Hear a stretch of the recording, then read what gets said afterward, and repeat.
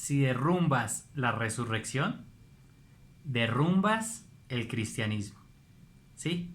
Es lo que miles de personas a través de los años han querido hacer, lo cual es imposible. Derrumbar el cristianismo es imposible. Derrumbar la verdad de la resurrección es imposible. Bienvenidos, queridos hermanos y amigos. Estamos aquí para compartir una reflexión bíblica en Lucas capítulo 24 y versículo 36. Vamos a arrancar leyendo desde el versículo 33, porque el Señor Jesús se ha encontrado con unos caminantes hacia Emaús, sí, con Cleofas y otro discípulo anónimo, y nos dice que levantándose en la misma hora, volvieron a Jerusalén y hallaron a los 11 reunidos y a los que estaban con ellos, y decían: ha resucitado el Señor verdaderamente y ha aparecido a Simón. Versículo 35. Entonces ellos contaban las cosas que les habían acontecido en el camino y cómo lo habían reconocido al partir el pan. En el versículo 36 pasa algo maravilloso, y es que el Señor Jesús aparece en medio de ellos, entra el resucitado. Mira lo que dice el versículo 36. Mientras ellos aún hablaban de estas cosas, Jesús se puso en medio de ellos y les dijo: paz a vosotros. El Cristo resucitado podía aparecer y desaparecer de acuerdo a su voluntad, pero lo hacía con el cuerpo del resucitado y pronunciaba las palabras del resucitado. Este saludo es maravilloso, es un saludo común del tiempo, pero es un saludo que se les hace a ellos familiar también, y les dice: paz a vosotros. Esto, por supuesto, generó una reacción en ellos tremenda. Observémosla en el versículo 37. Entonces, espantados y atemorizados, pensaban que veían un espíritu. Bueno, de aquí aprendemos algo especial. Ellos estuvieron espantados, aterrorizados y atemorizados.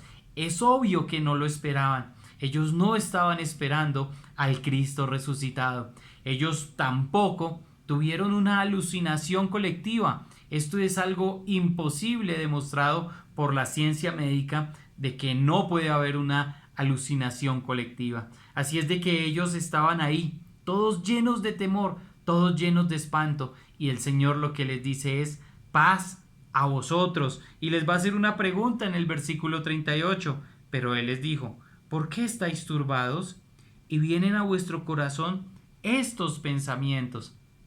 ¿Cuáles son los pensamientos? Los vamos a ver en el versículo 37. Ellos pensaban que veían espíritu, pero les pregunta: ¿por qué estáis turbados? ¿Por qué tienen este pensamiento? Vamos a ver en el desarrollo del texto lo que es la explicación clara del Señor Jesús, que era necesario que se cumplieran las Escrituras. Entonces el Señor en el versículo 39 comienza a dar argumentos certeros de lo que de que Él era quien estaba frente a ellos, y les dice: mirad mis manos y mis pies, que yo mismo soy. Bueno, Él les está diciendo: yo mismo soy el que fui crucificado. Necesito que miren mis manos, necesito que miren mis pies. Aquí están las cicatrices. Y además les dice algo especial después del punto y la coma. Les dice: palpad y ved, porque un espíritu no tiene carne ni huesos, como veis que yo tengo. Así es que un espíritu, un fantasma, no es tangible. Es eso, viento, espíritu, no es tangible. Así es de que Él les muestra sus manos, sus pies, y les está diciendo: yo soy el mismo que fui crucificado. Pero pasa algo especial. Diciendo esto, le mostró las manos y los pies, y en el 41 dice: y como todavía ellos de gozo no lo creían, estaban maravillados. Les dijo: ¿tenéis algo de comer? Algo de aquí aprendemos de manera muy especial. Cuando Él pide comida, un espíritu no consume alimento. Entonces es una prueba convincente y esto va a convertirse en una prueba convincente de la predicación apostólica a los gentiles por parte del apóstol Pedro allí en Hechos 10, donde dice que estuvimos con él, comimos con él, le vimos comer, le vimos beber. Entonces esto es algo maravilloso lo que está pasando aquí. Nos está diciendo, ¿tenéis algo de comer? Entonces le dieron parte de un pez asado y un panal de miel. Versículo 43. Y él lo tomó y comió delante de ellos. Hasta aquí derrumbamos más bien una cantidad de teorías falsas. Está la teoría de que Jesús fue puesto en una fosa común, lo cual hubiera sido muy sencillo para los enemigos haber mostrado, ir a esa fosa común y mostrado el cuerpo del Cristo muerto, pero él resucitó. Ahí está también la teoría de la confusión de la tumba. Igual hubieran podido decir a Nicodemo y a José que fueran a la tumba correcta y mostrar el cuerpo. Bueno, están otras teorías completamente falsas. La teoría de que los discípulos se inventaron esto. Con lo que observamos del temor, del asombro, por supuesto que ellos no tenían absolutamente ningún plan de que esto fuera un invento. Tampoco tenían un plan de robar el cuerpo. Esto todo son teorías falsas.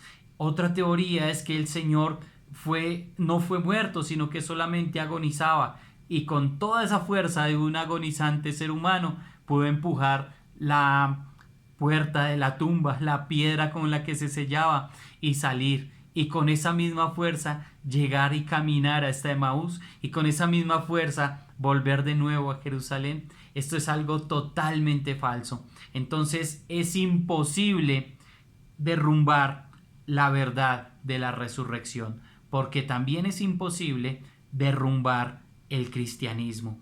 Más bien, de la resurrección, si aprendemos principios importantísimos, observemos el versículo 44. Y él les dijo: estas son las palabras que os hablé estando aún con vosotros, que era necesario que se cumpliese todo lo que está escrito de mí en la ley de Moisés, en los profetas y en los salmos. Él les va a decir, bueno, los Moisés, los profetas y los salmos escribieron de mí. Esta es la división por principio de los principales cánones judíos. Es una división, son estas tres divisiones: Moisés, los profetas y los salmos.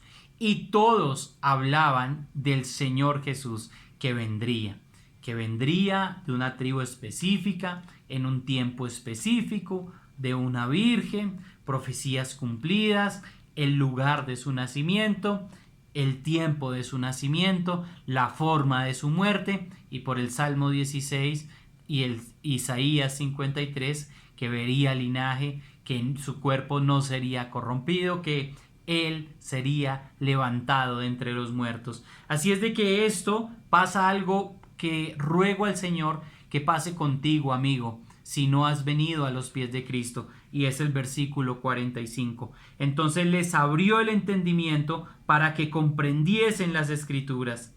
¿Qué más pedir? ¿Qué más pedir que el Señor pueda abrir el entendimiento a tu vida?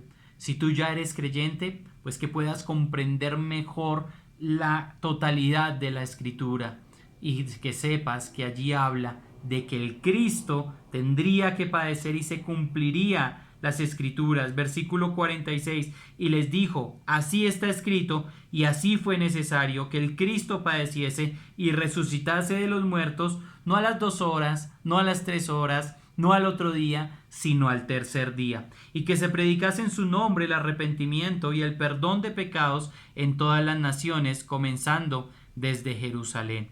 Bueno, esta fue la médula de la predicación apostólica y es el centro y debe ser el centro de nuestra predicación hoy. Por supuesto, la doctrina del arrepentimiento, doctrina del perdón de pecados, son doctrinas que se hacen énfasis allí en Pentecostés y que hoy día, vigente 100%, ¿quieres encontrar perdón de tus pecados? Aquí está la solución. El Señor les estaba diciendo acerca del pasado inmediato de Israel, del presente, de lo que habían vivido en esos mismos instantes, pero también de un futuro. Y observemos el futuro. El versículo 47 nos dice, y que se predicase en su nombre, paréntesis, este nombre es una metonimia de toda la persona de Cristo, representa todo lo que Él es, su grandeza. No es solamente hablar en el nombre de Jesús, en el nombre de Jesús, no, es conocer todo lo que su nombre representa, la grandeza de Dios hecho hombre en ser humano judío, que vino y, como dice la Escritura, se padeció y resucitó al tercer día. Nos dice que se predicase en su nombre el arrepentimiento y el perdón de pecados a todas las naciones, comenzando desde Jerusalén. Y aquí les dice algo muy importante en el versículo 48. Yo estoy aquí en medio de ustedes. Ustedes están viendo mis manos, ustedes están viendo mis pies. Ahora ustedes son testigos de estas cosas. Versículo 48.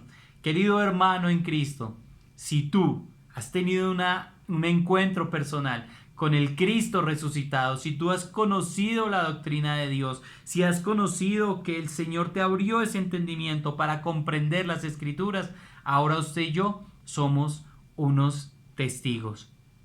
El Señor se ha presentado a los suyos.